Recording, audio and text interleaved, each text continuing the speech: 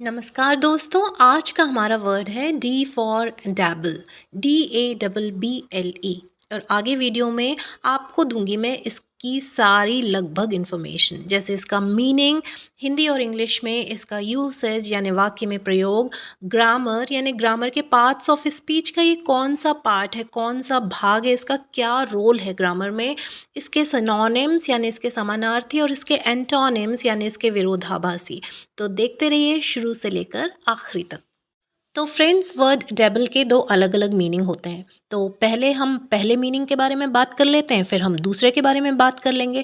पहले का मतलब होता है to play in shallow water, या टू डिप अ हैंड और foot into liquid and splash it lightly, या to move your hands feet around in water.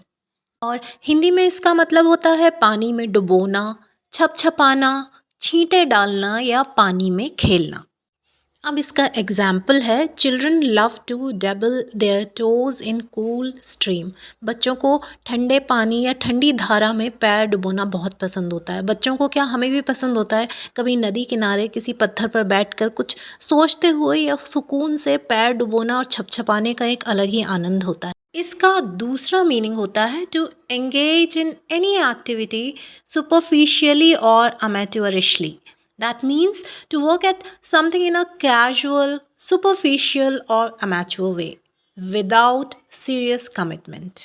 Hindi में इसका मतलब होता है कि शौक के तौर पर करना या हाथ आजमाना, मतलब किसी भी काम या किसी भी एक्टिविटी, मतलब गतिविधि में पूरी तरह से शामिल ना होकर सिर्फ ऊपरी तौर पर उसमें हल्के फुल्के ढंग से दिलचस्पी लेना या हाथ आजमाना।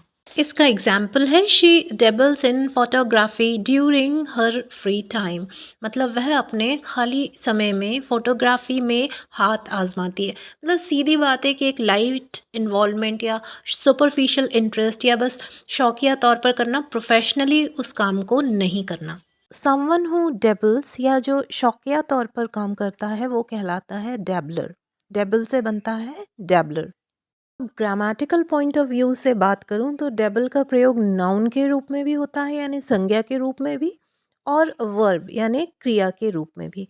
तो अब हम जानेंगे इसका प्रयोग नाउन और वर्ब के रूप में एग्जाम्पल्स की मदद से।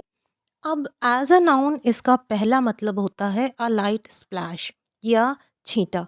जैसे he felt a devil of water on his cheek, यानी उसने अपने मुंह पर पानी का एक छींटा महसूस किया। तो यहाँ पर छींटा एक चीज़ है और चूंकि हम इसे गिन सकते हैं इसलिए यहाँ पर बन जाता है काउंटेबल नाउन। अब एज अ नाउन इसका दूसरा मीनिंग हो जाता है हल्की सी दिलचस्पी या हल्की सी रुचि होना। जैसे she enjoys a dabble in photography, यानी उसकी फ़ोटोग्राफी में हल्की सी दिलचस्पी या थोड़ी बहुत रुचि है। यहाँ पर हम ये नहीं कह रहे हैं कि वो फ़ोटोग्राफी में हल्की सी दिलचस्पी लेती है। यदि लेती है शब्द जुड़ जाता तो वो नाउन की जगह वर्ब हो जाता।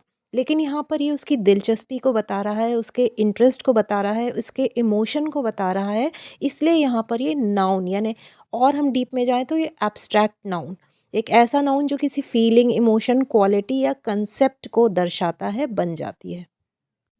अब एज अ वर्ब ये ट्रांजिटिव वर्ब और इनट्रांजिटिव वर्ब दोनों ही फॉर्म में इसके अलग अलग मतलब होते हैं। अब ट्रांजिटिव वर्ब क्या होता है और इनट्रांजिटिव क्या होता है, ज़्यादा डिटेल में नहीं जाते, अभी इसको हम सिंपल टर्म्स में समझ लेते हैं कि ट्रांजिटिव में काम को पूरा होने के लिए किसी ऑब्जेक्ट या किसी वस्तु की ज़रूरत पड़ती है।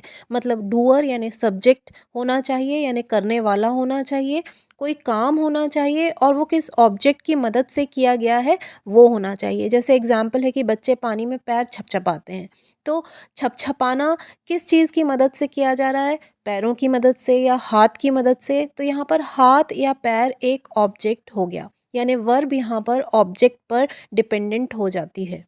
अब इनट्रांजिटिव वर्ब में सिर्फ काम और उस काम को करने वाले की ज़रूरत होती है, यानी वर्ब और सब्जेक्ट। सब्जेक्ट यानी डूअर या जो उस काम को करने वाला करता होता है।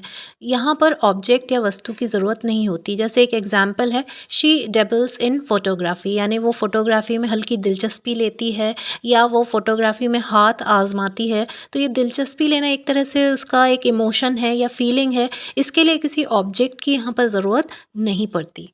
चूँकि इसके मीनिंग भी 2 हैं इसलिए सिनोनिम्स भी 2 तरह के होंगे। तो पहला मीनिंग जो सुपरफिशियल इंटरेस्ट या ऊपरी तरह से इंटरेस्ट लेना या ऊपरी तरह से दिलचस्पी लेना, उसका सिनोनिम होगा play at, flirt with and mess around. और इसका जो दूसरा मतलब होता था छपछपाना, तो उसके लिए सिनोनिम होगा स्प्लैश, स्प्रिंकल एंड मॉइस्चन।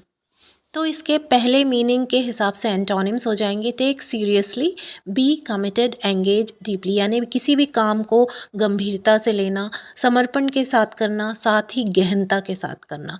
और इसका जो दूसरा मीनिंग होता था उसका मतलब होता था छपछपाना या स्प्लैशिंग, तो उसका उल्टा हो जाएगा ड्राई, डिहाइड्रेट। तो मित्रों, यदि वीडियो अच्छा लगा हो तो लाइक, शेयर, सब्सक्राइब करना नहीं भूलना और कमेंट ज़रूर करना। तब तक के लिए जय हिंद, राम राम, बाय बाय, सी।